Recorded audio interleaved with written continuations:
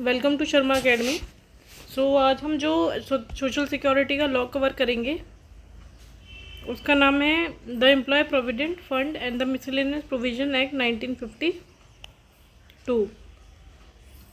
तो इसमें क्या क्या हम पढ़ेंगे। At the an act to provide an institution of the provident fund, जो कि एक पेंशन फंड होता है, और एक डिपॉजिट लिंक्ड इंश्योरेंस फंड होता है for the employ in the factories and the other establishment.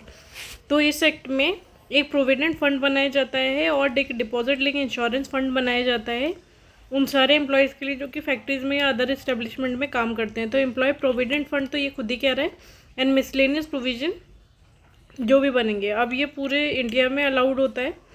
ये उन सारे इस्टेब्लिशमेंट में एक वर्क करेगा जहाँ जो कि शेड्यूल 1 में होंगी और जिसमें 20 से ज़्यादा काम कर रहे होंगे लोग, और जहाँ पे पावर नहीं है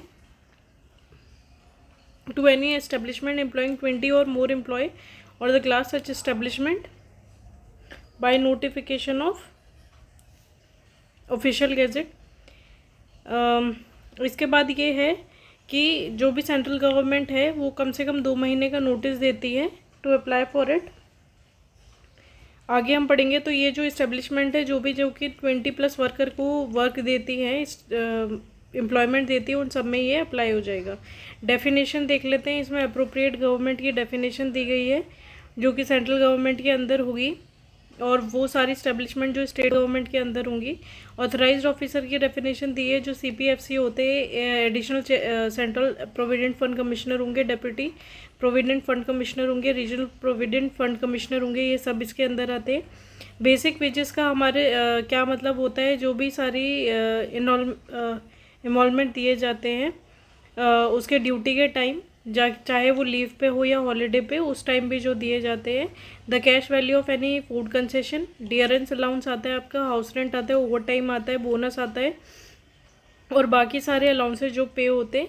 any present made to the employer भी आता है इसमें। कंट्रीब्यूशन का क्या मतलब होता है, कंट्रीब्यूशन का मतलब है जो कि स्कीम में हम कंट्रीब्यूट करेगा एम्प्लॉय या एम्प्लॉयर। कंट्रोल्ड इंडस्ट्री का क्या मतलब होता है, जो कि यूनियन के अंडर आएगी। एम्प्लॉयर का मतलब है जो भी इस्टेब्लिश करेगा उसको, ऑनर फैक्ट्री को या ऑक्यूपाई करेगा, जिसके पास अथॉरिटी रहेगी। एम्प्लॉय का मतलब वो होता है वो जो काम करता है इस्टेब्लिशमेंट में, जिसको वेज मिलती है। समझ सकते हैं हम, एम्प्लॉय का मतलब वही होता है जो वेज के लिए काम करे। दूसरा जो इंगेज्ड हो अप्रेंटिस में। एग्जम्प्टेड एम्प्लॉय कौन से होते हैं, जो कि इस स्कीम में नहीं आते। आगे हम पढ़ेंगे फैक्ट्री की डेफिनेशन है, वो सारे प्रीमाइसेस जो कि मैन्युफैक्चरिंग प्रोसेस में लगे होंगे। फंड का मतलब प्रोविडेंट फंड है, इधर से इसका मतलब है इंडस्ट्री का मतलब वो सारी इंडस्ट्रीज है जो शेड्यूल 1 में आती है, जो इसके अंदर इन्वॉल्व हो जाएंगी। इंश्योरेंस फंड जो होता है, इंश्योरेंस फंड का मतलब होता है deposit link insurance fund. Insurance scheme का मतलब है deposit linked insurance scheme. Manufacture और मैन्युफैक्चरिंग प्रोसेस जो है वो सारी प्रोसेस जो मेकिंग में, अल्टरिंग में, रिपेयरिंग में, ऑर्नामेंटिंग में, फिनिशिंग में, पैकेजिंग में, ऑयलिंग में, वॉशिंग में, क्लीनिंग में, ब्रेकिंग अप में, डिमोलिशिंग और अदरवाइज ट्रीटिंग और adapting any article of the substances with a view to use, sale, transport, delivery और डिस्पोजल। यानी सारी मैन्युफैक्चरिंग जो प्रोसेस होती है जो कि सेकेंडरी एक्टिविटीज़ में जो भी आती है वो सब मैन्युफैक्चरिंग में आ जाएगी। मेंबर का मतलब होता है member of the fund. Occupier of the factory का मतलब है जिसके पास अल्टीमेट कंट्रोल रहेगा। पेंशन फंड का मतलब है एम्प्लॉय पेंशन फंड, और पेंशन स्कीम का मतलब है जो कि पेंशन स्कीम इस्टेब्लिश की गई है। आगे हम पढ़ेंगे रिकवरी ऑफिसर। रिकवरी ऑफिसर वो ऑफिसर होगा जो सेंट्रल गवर्नमेंट, स्टेट गवर्नमेंट या फिर बोर्ड ऑफ ट्रस्टी कॉन्स्टिट्यूट करते हैं under the section 5A। Scheme का मतलब है employ provident fund scheme. Super administration का मतलब है कि जो एम्प्लॉय है जो कि मेंबर था पेंशन स्कीम का, वो अब उसकी एज 58 से ज़्यादा हो चुकी है, उसके बाद उसका रिटायरमेंट हो जाता है। ट्राइब्यूनल, इंडियन ट्राइब्यूनल की बात हो रही है यहाँ पे। Establishment to include all department and branches, भले ही वो कहीं पे भी सिचुएटेड हो, किसी भी डिफरेंट प्लेसेस पे, जैसे एक ही संस्था के कई सारे जगह इस्टेब्लिशमेंट होती है, जैसे MNC वगैरह होती है, जैसे कई सारी कंट्रीज़ में फैली हुई होती है, भले ही वो कहीं पे भी हो, लेकिन वो जो एक्ट होगा वो उन पे सब पे अप्लाई हो जाएगा। Power to apply to an establishment which has a common provident fund with another establishment. ऐसा हो सकता है कि दो से ज़्यादा इस्टेब्लिशमेंट का एक ही प्रोविडेंट फंड हो, ऐसा भी कर सकते हैं।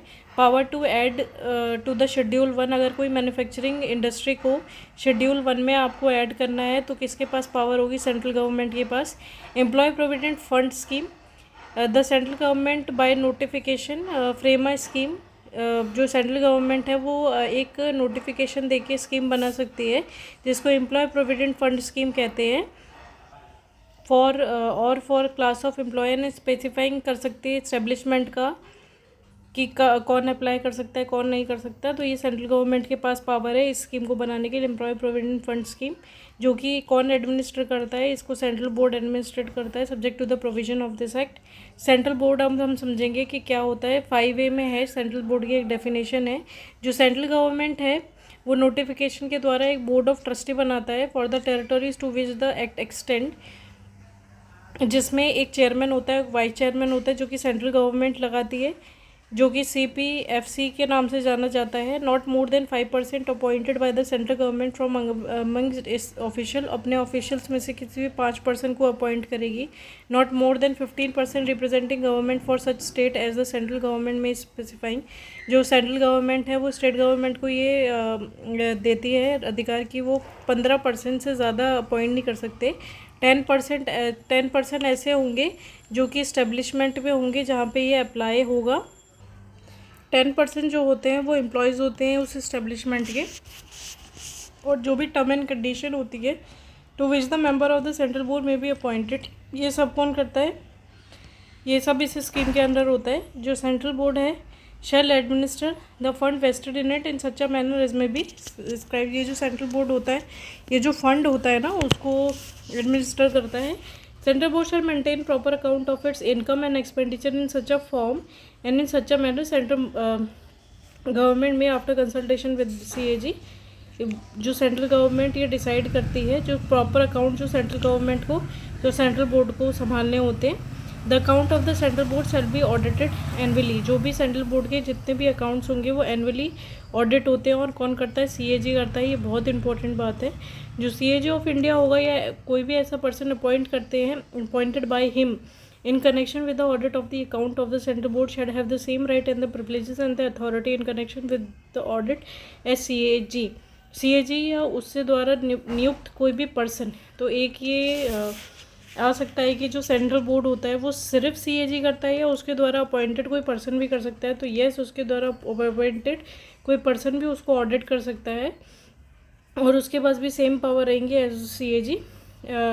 It shall be the duty of the central board to submit also to the central government an annual report of its work and activity। जो सेंट्रल बोर्ड है उसको सबमिट करना पड़ेगा सेंट्रल गवर्नमेंट को एक एनुअल रिपोर्ट सारी activities की, और कॉपी भी देनी होगी। बात करते हैं 15A is the executive committee. जो एग्जीक्यूटिव कमेटी है उसमें सच पर्सन होंगे एज फॉलोज। चेयरमैन होगा जो कि in the executive committee there shall be a person, chairman होगा जो कि सेंट्रल गवर्नमेंट अपॉइंट करेगी। 2 पर्सन होंगे जो सेंट्रल गवर्नमेंट अपॉइंट करेगी। तो आगे 3 पर्सन जो होंगे सेंट्रल गवर्नमेंट अपॉइंट करेगी from his official, 3 person from the employers, और 3 पर्सन जो होंगे वो एम्प्लॉयज़ के रहेंगे, और एक सेंट्रल प्रोविडेंट फंड कमिश्नर रहेगा। तो ये एग्जीक्यूटिव कमेटी की कॉन्फ़िगरेशन होगी जिस तरीके से दी गई है। 5A में स्टेट बोर्ड है। Central government after consultation with the government of any state constitute कर सकता है एक स्टेट एक बोर्ड ऑफ ट्रस्टी को, जिस स्टेट ऑफ ट्रस्टी को जो स्टेट बोर्ड होगा shall have the power and the perform such duty as central government defined. जो टर्म एंड कंडीशन होगी स्टेट बोर्ड की may be appointed and the time place procedure जो भी meeting का होगा वो इसी स्कीम के अनुसार जो सेंट्रल गवर्नमेंट बनाएगी उसके तहत दिया जाएगा। 5C is the board of trustee to the body corporate every board of trustee constitute under 5A और सेक्शन 5B, ये जो दोनों दिए गए हैं। शैल be a body corporate under the name specified. तो जो बोर्ड ऑफ ट्रस्टी जो होंगी ये एक बॉडी होगी कॉर्पोरेट की। 5D बताती है कि अपॉइंटमेंट कैसे होगा ऑफिसर्स का। The central government shall appoint a central provident fund commissioner who shall be the chief executive officer of the central board and shall be subject to the general control and superintendence of the board. तो जो C होगा वो head होगा इसका। Central government may also appoint a financial adviser and a chief account officer to assist the central provident fund commissioner in the discharge of his duty. जो central board होगा may appoint central government, central board अब कौन कौन चीज़ किस किस को appoint कर सकता है, as many additional central provident fund commissioners को, डेप्यूटी प्रोविडेंट फंड कमिश्नर को, regional provident fund commissioners, assistant PFCs को, इन सबको अपॉइंट कर सकता है। No appointment to the post of CPFC और एडिशनल सीपीएफसी और द फाइनेंशियल एडवाइजर या चीफ अकाउंट ऑफिसर और any other post under the central board carrying a scale of pay equivalent to the scale of group A के बराबर रहेगी और group B के बराबर रहेगी, shall be made except after the consultation with the UPSC. तो कोई भी अपॉइंटमेंट होगा इन सारी पोस्टों के लिए, उन सब में यूपीएससी का जो है वो एडवाइस लेनी पड़ेगी। लेकिन कौन सी ऐसी कंडीशन है जिसमें यूपीएससी की एडवाइस नहीं लेनी होती है। पहला हो गया कि अगर जो पीरियड है वो 1 साल से ज़्यादा नहीं है। If the person to be appointed is at the time of appointed, अगर वो जो पर्सन जिसको आप अपॉइंट कर रहे हो वो एक आईएएस ऑफिसर है तो आप यूपीएससी से कंसल्ट करने की ज़रूरत नहीं है। Service of the central government और state government of the central board in the group A और ग्रुप बी पोस्ट में, अगर सेंट्रल गवर्नमेंट या स्टेट गवर्नमेंट में वो ग्रुप ए या ग्रुप बी में रह चुका है तो भी आपको कंसल्ट करने की कोई ज़रूरत नहीं है। जो मेथड होगा रिक्रूटमेंट का, सैलरी का, अलाउंस का, डिसिप्लिन का, अदर कंडीशन जो भी रहेंगी वो सब इसी फंड से दी जाएंगी, इसी फंड से उन सब का पैसा वैसा दिया जाएगा, सैलरी वगैरह। द मेथड ऑफ रिक्रूटमेंट हो गई, सैलरी हो गई, अलाउंस हो गई, डिसिप्लिन हो गया और कंडीशन सर्विसेज हो गई सबकी, इन सब ऑफिसर्स की of the central board shall be as may be specified by the central board in accordance with the rule and applicable. जो भी सेंट्रल गवर्नमेंट बनाएगी उस हिसाब से method of recruitment, salary, allowance और ये सब दिया जाएगा। Central board shall have regard to the educational qualification in determining the corresponding scale of pay of central board shall method of recruitment, मतलब सेंट्रल बोर्ड के पास ये जिम्मेदारी रहेगी जो कि अंडर सेंट्रल गवर्नमेंट होगा। 5DD act and the proceedings of the central board और its executive committee और the state board not to be invalidate on certain grounds, कुछ कुछ ऐसे ग्राउंड है जिसमें नहीं सहमति होगी।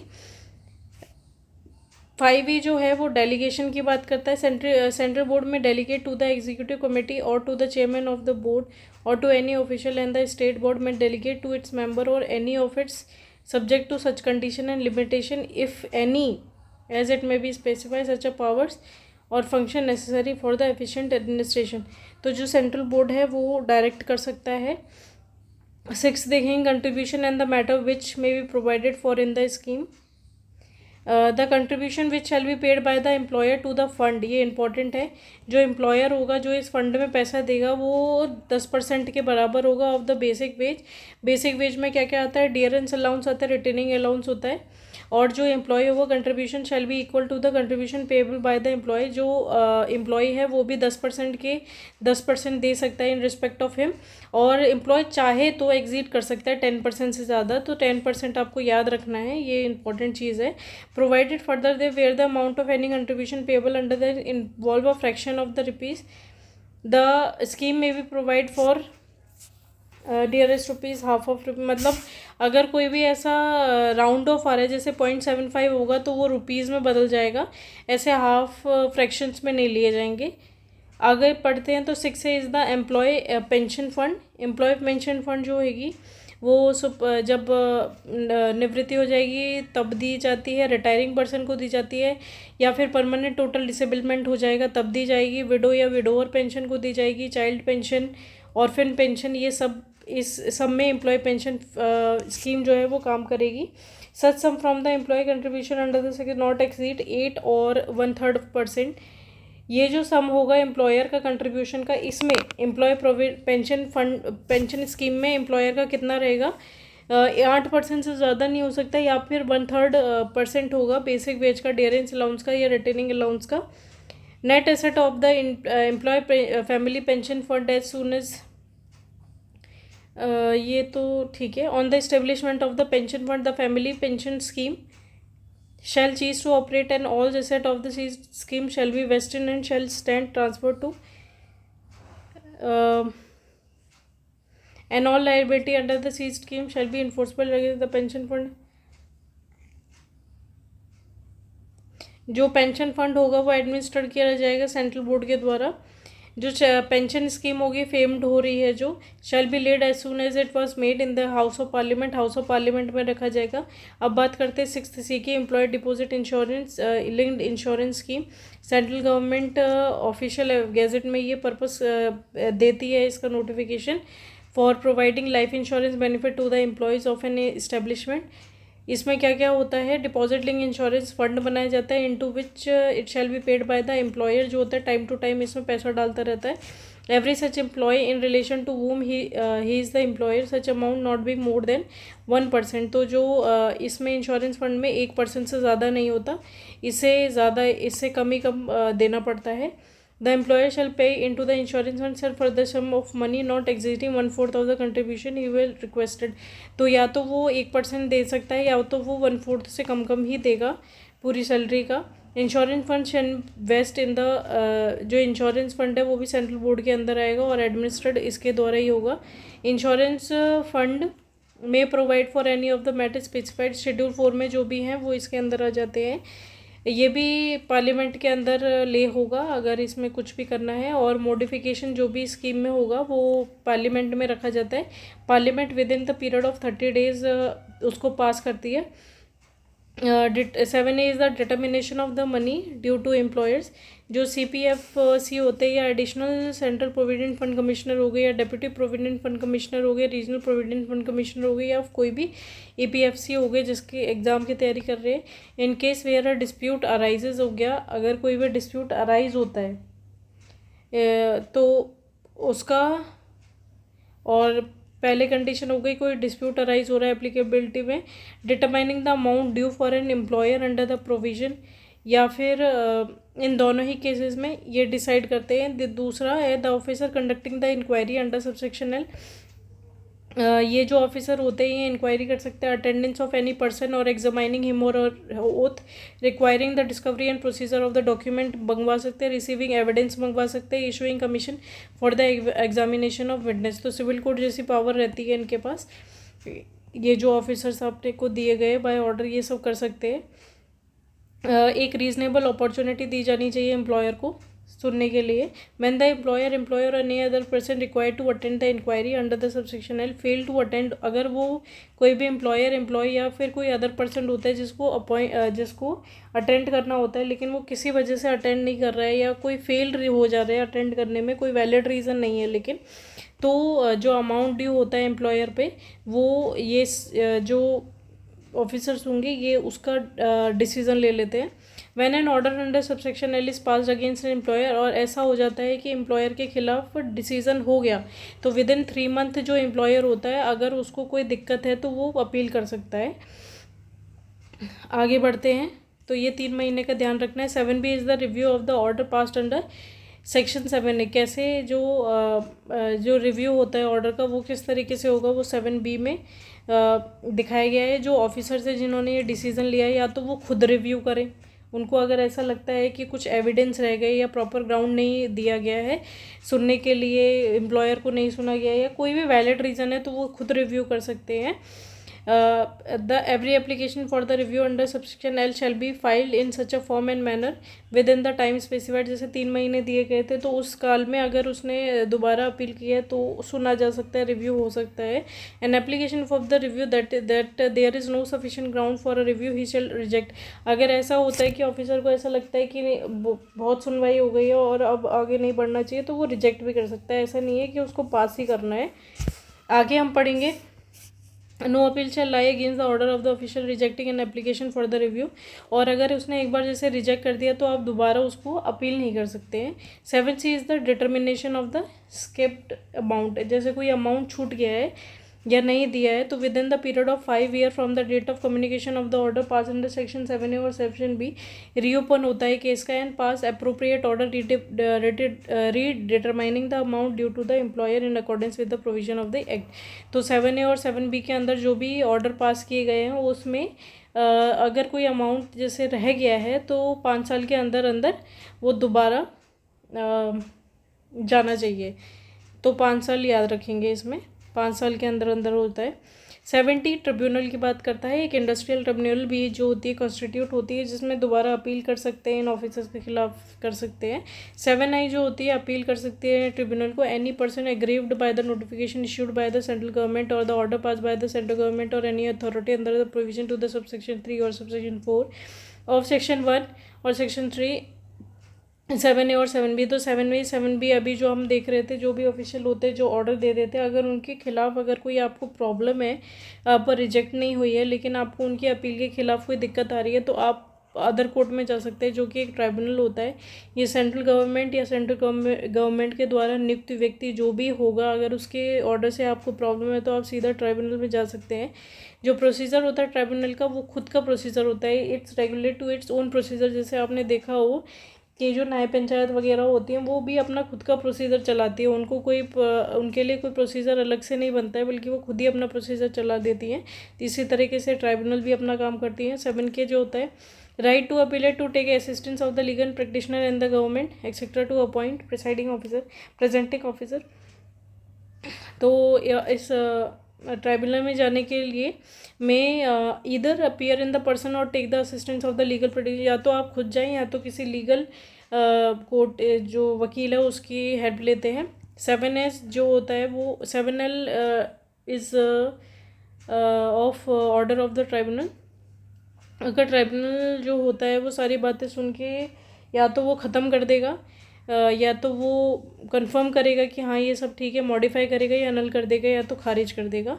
और ट्रिब्यूनल में at a time within 5 years from the date of its order with a view to rectifying any mistake apparent from the record amend any of the order pass by is under section and सेंडमेक सब, मतलब 5 साल के अंदर अंदर अगर वो चाहे तो उसके मॉडिफिकेशन कर सकता है, लेकिन 5 साल is the limit. 7O is the deposit of the amount due in the on filing appeal. जो भी आपको अपील जैसे कोई भी करनी है एम्प्लॉयर को, no appeal by the employer shall be entitled. अगर कोई एम्प्लॉयर अपील कर रहा है तो कम से कम उसको 75% जो अमाउंट होता है ड्यू होता है वो उसको पहले जमा करना पड़ता है, उसके बाद ही अपील सुनी जा सकती है। 7P is the transfer of the certain application to the tribunal. वो सारे एप्लीकेशन जो कि सेंट्रल गवर्नमेंट के आगे पड़े अंडर सेक्शन 19A, उसके ख़त्म होने से पहले वो ट्राइब्यूनल को चले जाते। 7Q is the interest payable by the employer. Employer को कितना इंटरेस्ट पे करना पड़ेगा। 8th is the mode of recovery of the money due from the employers. कैसे कैसे एम्प्लॉयर से रिकवरी होगी बस याद रख ले, क्योंकि इतना नहीं है। 8A is the recovery of the money by the employer और द कॉन्ट्रैक्ट। 8B जो होता है issue of the certificate of the recovery officer. 8C is the recovery officer to whom certificate is to be forwarded. The authorized official may forward the certificates referred under 8B. तो जो recovery officer होता है इसके बारे में हम थोड़ा सा पढ़ेंगे क्योंकि ज़रूरी है। ये रिकवरी ऑफिसर वही है जो जैसे आपका कोई पैसा वैसा फंस जाता है एम्प्लॉयर के पास तो किस तरीके से आपके पास आएगा। When any amount is an arrear under the section 8 the authorised officer may issue to the recovery officer a certificate under his signature specifying the amount of the arrears and the recovery officer on receipt of such certificate shall proceed to the recovery of the amount. अगर कोई amount आपका फंस रहा है तो आप recovery officer के पास जा सकते हैं। अटैचमेंट और सेल जो होते हैं मूवेबल और इनमूवेबल जो भी प्रॉपर्टी है स्टेब्लिशमेंट का देना पड़ता है। Arrest of the employer, detention in the prison ये आ सकता है उसके अंदर। अपॉइंट कर सकते हैं एक रिसीवर को, अपॉइंट कर सकता है एक रिसीवर को for the management of the movable and the immovable properties. आगे हम पढ़ेंगे 8D validity of the certificate and amendment. 8E is the stay of the proceeding under the certificate and amendment or withdrawal thereof. 8F other modes of recovery जैसे Central Provident Fund Commissioner or any other official authorized by the central board may recover the amount by one or more mode provided under this section.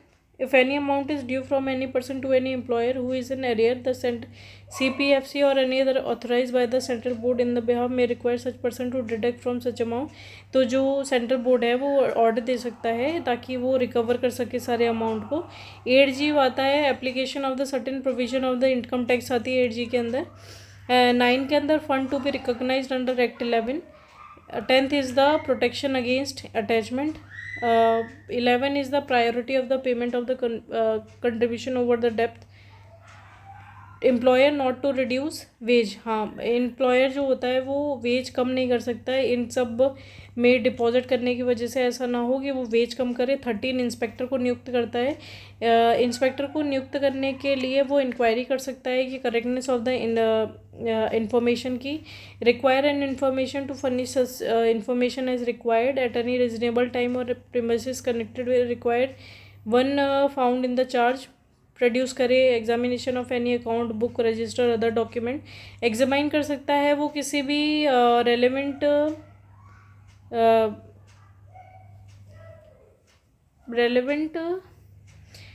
To any purpose of version the employer is agent and any other person found in the charge of the establishment of any premises connected therein or whom the inspector has reasonable cause to believe any employer in the establishment। तो वो examine कर सकता है किसी भी record वगैरह को। अगर उसको लगता है कि एम्प्लॉयर कहीं गलत जा रहा है तो make copies of take extract of any book register, मतलब कॉपी वगैरह ले सकता है अपने स्टडी के लिए।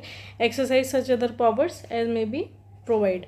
2A जो है वो करेक्टनेस है, अगर कोई गलती आ रही है तो उसको करेक्ट करने के लिए 14 पेनल्टीज़ की बात करता है, जिसमें अगर कोई एम्प्लॉयर अगर कॉन्ट्रवीन करता है तो उसे 3 with the imprisonment for a term which में एक्सटेंड टू 3 ईयर, 3 साल तक बढ़ाई जा सकती है। Will shell not be less then 1 year, एक से लेकर 3 साल तक बढ़ाई जा सकती है और फाइन उस पर 10,000 रुपये का चढ़ेगा।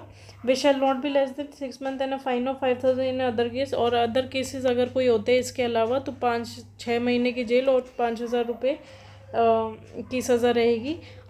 एम्प्लॉयर हु कॉन्ट्रवेन और make default in complying with the provision of the section 6C के अगर अनुसार नहीं चलता है या तो फिर उसको इम्प्रिजनमेंट मिलेगा with the term not extend to 1 साल तक बढ़ाया जा सकता है, और 6 महीने से 1 साल तक बढ़ाया जा सकता है और 5,000 तक का जुर्माना लगाया जा सकता है। अगर पेंशन स्कीम और इंश्योरेंस स्कीम से अगर कोई कॉन्ट्रवीन करता है तो भी 1 साल तक बढ़ाया जा सकता है और 4,000 रुपये का जुर्माना होता है, बढ़ाया जा सकता है, या फिर दोनों होते हैं।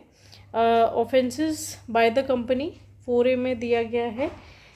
4A is the enhance punishment in certain provisions, जिसमें 5 साल तक की सज़ा हो जाती है और 20,000 तक का जुर्माना हो जाता है। कुछ ऐसे अपराध होते हैं जिसमें एम्प्लॉयर पनिशेबल होता है। 14AC is the cognizance and the trial of the offences. No court shall take cognizance of any offence punishable under this act, कोई भी कोर्ट इंटरफेयर नहीं करेगा। द स्कीम और द पेंशन स्कीम और insurance scheme except on the report in writing on the fact considering such offence made with the previous sanction of the CPFC और other such officer. तो कोई भी ऐसे act जो पहले से ही बनाए गए उसमें कुछ एक्ट कोर्ट इंटरफेयर नहीं करेगा, एक्सेप्ट कि अगर कोई ऐसे ऑफेंस होते हैं जिसमें प्रीवियस सेंक्शन मिल चुका है CPFC का या अदर ऑफिशियल का, तो वो या सेंट्रल गवर्नमेंट का, तो वो उसके अंडर कोर्ट के अंदर जा सकते हैं। No court inferior to the presiding, जो भी मजिस्ट्रेट या फर्स्ट क्लास मजिस्ट्रेट से कम होगा वो कोई भी सुनवाई नहीं करेगा इससे रिलेटेड।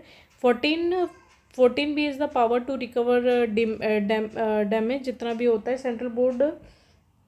सेंट्रल बोर्ड या जो भी ऑफिशियल होते हैं उनके पास ये पावर होती है। सेंट्रल बोर्ड जो होता है रिड्यूस कर सकता है या वेव ऑफ कर सकता है, उसके पास इतनी भी पावर होती है। Power of the court to make orders, अभी हमने पढ़ा कि अगर कोई भी ऑफेंस होता है जिसमें पहले से ही सहमति दी जा चुकी है कि ये कोर्ट को जाना चाहिए तो वो वहाँ जता जाता है। 15B is the special provision relating to the existing provident fund की बात करता है। Act not to apply in certain establishment, कहाँ ये अप्लाई नहीं होता, जो कि कॉर्पोरेटिव सोसाइटी एक्ट 1912 में होगा वहाँ ये अप्लाई नहीं होगा। To any other establishment belonging to और under the control of the central government और स्टेट गवर्नमेंट और हुज एम्प्लॉय, अगर ऐसा लग रहा है कि कोई स्टेट गवर्नमेंट या सेंट्रल गवर्नमेंट की कुछ ऐसी संस्थाएं है जिसमें और अच्छे से कोई और रूल लगा हुआ है तो वो वहाँ अप्लाई नहीं होगा ये। 16A is the authorising certain employees to maintain provident fund account, central government ऐसी एप्लीकेशन दे सकती है जहाँ पे 100 से ज़्यादा लोग होंगे तो वहाँ वो राइटिंग में दे सकती है कि ये जो लॉ है ये अप्लाई हो जाना चाहिए। तो 100 लोग आपको याद रखना है कि 100 लोग से ज़्यादा होने चाहिए। पावर टू एग्जम्प्ट, कुछ कुछ ऐसे भी लॉ होते हैं जहाँ पे वो एग्जाम्प्ट कर सकती है, the employer shall establish exempt कर सकती है, लेकिन एग्जाम्पशन हो गया has been granted to the establishment of the, आगे पढ़ेंगे। अगर ऐसा होता है जैसे जो भी प्रोविज़न होते हैं एम्प्लॉयर को एग्जाम कर दिया गया है लेकिन वो कॉन्ट्रावीन कर रहा है सिचुएशंस के अनुसार, तो उसको एक बोर्ड ऑफ ट्रस्टी बनाना पड़ेगा जिसमें टर्म एंड कंडीशन जो होंगे बोर्ड ऑफ ट्रस्टी के वो स्कीम के अंदर आएंगे। बोर्ड ऑफ ट्रस्टी जो होगा वो कॉन्स्टिट्यूट करेगा, मेन डिटेल लगाऊँ जो एग्जाम्पशन है उनके लिए है, submit such returns to the regional provident fund commissioner को देगा, invest the provident fund, transfer where necessary the provident fund, perform such other duty as may be specified. आगे हम बढ़ेंगे तो देखेंगे ट्रांसफ़र ऑफ द अकाउंट। अगर ऐसा होता है कि कोई इंसान जैसे एक और एस्टेब्लिशमेंट में काम कर रहा था वो उसको छोड़ के दूसरे एस्टेब्लिशमेंट में चला जाता है तो उसका जितना भी पीएफ और इसका पैसा होगा वो उधर ट्रांसफ़र हो जाएगा। Act to have effect notwithstanding anything. 17A 17B is the liability, liability है कि आपको ट्रांसफ़र करना पड़ेगा। 18 is the protection of action taken in good faith. 18A authorise authorities and the inspector to be a public servant. 19 is the delegation of the power. The appropriate government may direct that any power of the authority or jurisdiction exercised by it under this act या scheme में जो भी है shall in relation to such matter is subject to such condition where the appropriate, तो वो ये central government और state government अपने ऑफिशियल नियुक्त करती है, उन्हीं को ये पावर देती है। Delegation is the delegation of power का मतलब होता है अपनी पावर किसी को दे देना कुछ टाइम के लिए। Power of the central government to give direction, तो the central government may from time to time give such direction to the central board. 21 is the power to make rules, central government can make the power, and 22 is the power to remove difficulties if as amendment, तो amendment होते रहते हैं। Schedule 1 वो सारी manufacturing industries है जो इसके अंदर आती है, जैसे सीमेंट हो गई, सिगरेट हो गई, electric mechanical and general engineering product हो गए, पेपर हो गए, टेक्सटाइल हो गए, एडिबल ऑयल हो गए, फैट हो गए, sugar, rubber and rubber products हो गए, electricity including the generation transmission distribution, T हो गई, प्रिंटिंग हो गई, ग्लास, स्टोन, सैनिटरी वेयर्स। ये सारे जो एक बार आप इसमें नज़र दौड़ा लीजिएगा क्योंकि ये सारे जो हैं ये सारे मैन्युफैक्चरिंग के ही अंदर आ रहे हैं, जैसे चैशी हो गया, बटन हो गया, ब्रशेज हो गए, प्लास्टिक प्रोडक्ट्स हो गए, स्टेशनरी हो गई, पेंट एंड वर्निश हो गए, मिल्क प्रोडक्ट्स हो गए, और यहाँ पे जैसे अगरबत्ती, कोयर, टबैको, पेपर प्रोडक्ट्स हो गए, फायरवर्क्स हो गए, टेंट, फेरो, आइसक्रीम इंडस्ट्री, कथा मेकिंग, ये सब इसी के अंदर आएंगे। Bidi, ferro, electric mechanical and the general engineering products, ये सारे के सारे इसके अंदर ही आएंगे। शेड्यूल 2 में हम बात करते हैं matter from which the provision may be made in the scheme, सारी डेफिनेशन आ जाती है। शेड्यूल 3 में the matters for which the provision may be made in the pension scheme, pension scheme में क्या क्या चीज़ें हैं वो शेड्यूल 3 में दी गई हैं। और schedule 4 talks about the employee deposit link insurance scheme. तो इस तरीके से ये जो एक्ट होता है ये ख़त्म होता है। अगर आपकी कोई भी क्वेरी है तो आप कमेंट बॉक्स में डालें और बताएं। तब तक do subscribe to the Sharma Academy and like the video.